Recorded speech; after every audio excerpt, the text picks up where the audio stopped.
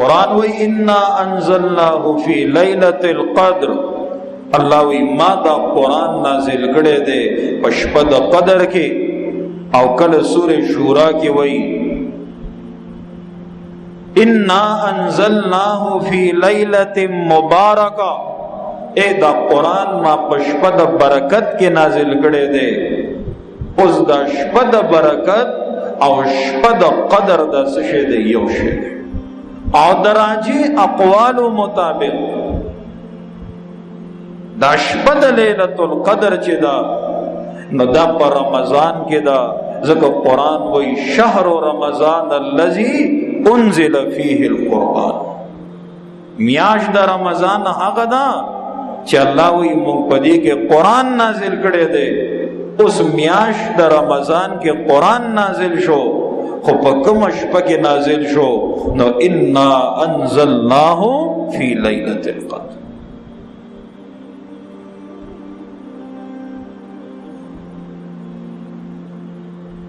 ازکا نبی علیہ السلام فرمائی تحروا فی العشر الاواخر، اے دا شپچ طلب کوے نو کوشش ہو کے دا پا آخرنے عشرہ کے الٹوے. تحروا فی العشر الاواخر.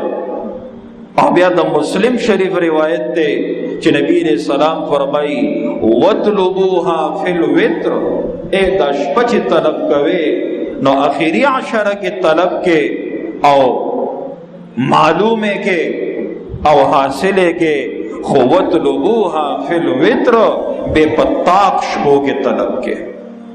کم شبو کے تاک شبو کے.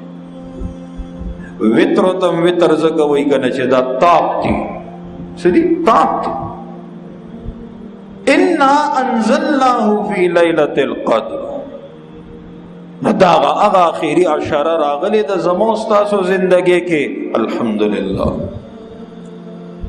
اس منگ لپکار دی چی منگ دا شپسکو طلبی کو ویلٹو او بیا دا طلب کولو نپس حاصلے کو چرتا محروم پاتے نشو. او قرآن مخیر دی شبی فضیلت ذکر گئی انا انزلناہ فی لیلۃ القدر، یقیناً ممرا لے گلے دے دے قرآن لرا پشپد قدر کے. قدر یو معنی عزت، یا قدر بمعنی حکم و تقدیر.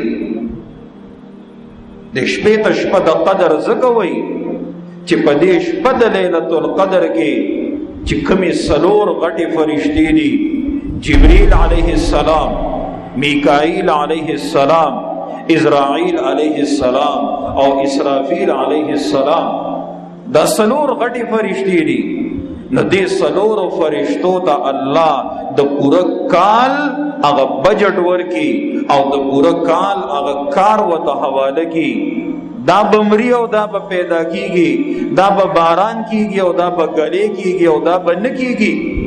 او دلتا با دا تغیرات و تبدیل راضی او دل تبدات تغیرات او تبدیل راضی. او بیا دلی سلور و فرشتو لاندے خپل خپل فرشتی دی او دیر فرشتی دی. نو دغا فرشتی بیا دغا ڈیوٹیانی سکی اگر تقسیم کی، لہذا دا فیصلی چکی گی دا پورا کال نو دا پشپد لیلۃ القدر کی گی زگوتا لیلۃ القدر. او قدر بمانے تنگیم راضی. ان اللہ یبسط الرزق لمن یشاء ویقدر، یقیناً اللہ فراخی رزق چالے چے خوشی ویقدر او تنگی رزق چالے چے خوشی. نو قدر بمانے تنگیم راضی، یعنی تمر فرشتے پدیش پکی دا بر آسمانون نرا کوزی شی چے لاند زمک دا غید بارسشی تنگ پدیش. وَيَتَنَزَّلُ الْمَلَائِكَةُ وَالرُّوحُ فِيهَا بِإِذْنِ رَبِّهِمْ مِنْ كُلِّ أَمْرٍ سَلَامٍ.